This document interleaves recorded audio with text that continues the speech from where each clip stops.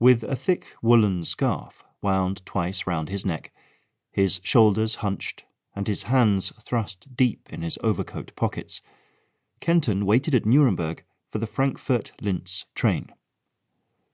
An icy November wind blustered through the almost deserted station, swinging the enamel reflectors and causing mad shadows to dance on the platform.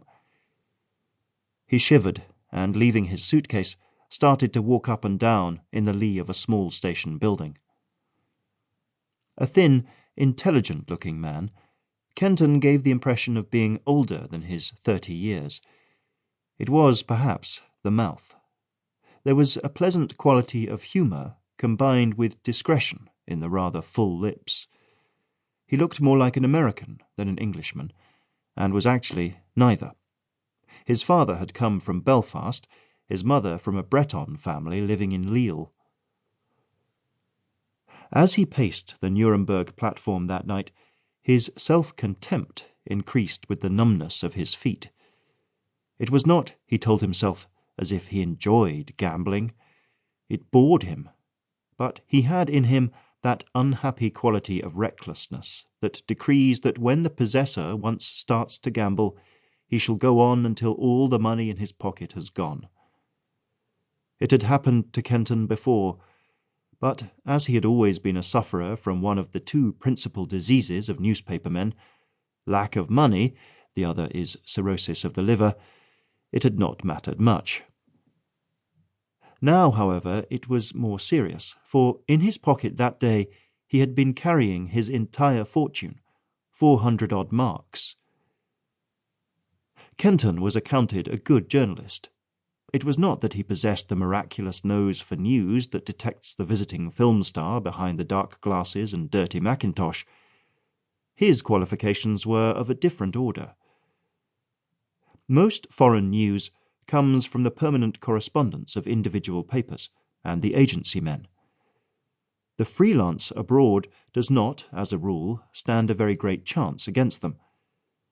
Kenton, however, had three important assets: the ability to learn foreign idiom quickly and to speak it with an un-English accent, a very sound knowledge of European politics, and a quick and shrewd judgment of news values. The first was the most valuable. The majority of English men and women working abroad speak the language of the country fluently. Very few speak it as it should be spoken.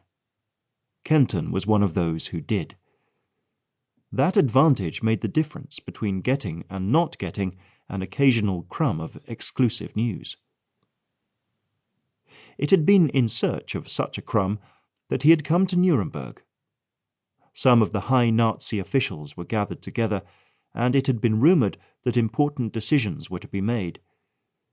Nobody had known what the decisions were about, but they were almost certain to be unpleasant, and therefore news. 90% of political reporting consists of waiting for conferences to end. The time is usually passed in a bar. At Nuremberg it was the Kaiserhof. When Kenton had arrived, there had been several correspondents he knew already installed. Among them was the Havas agency man, a Pole, whom he liked. It had been this Pole who had produced the poker dice. Kenton had lost steadily from the first. Poker dice is not a good game for those who don't know when to stop, for it combines the most dangerous aspects of poker with the simplicity of dice. Large amounts of money can thus be lost and won quickly and effortlessly. By the time it had been learnt that the conference would issue no press communiqué that day, but resume the sitting on the morrow, Kenton had had just 5 Pfennige left in his pocket. He had explained the situation to the other 3 players, and, amid murmurs of regret and goodwill, drinks were called for. Over them, he had taken the opportunity to point out that the bankruptcy was merely temporary, and that he possessed funds in Vienna. All that remained, he had added, was to get to Vienna.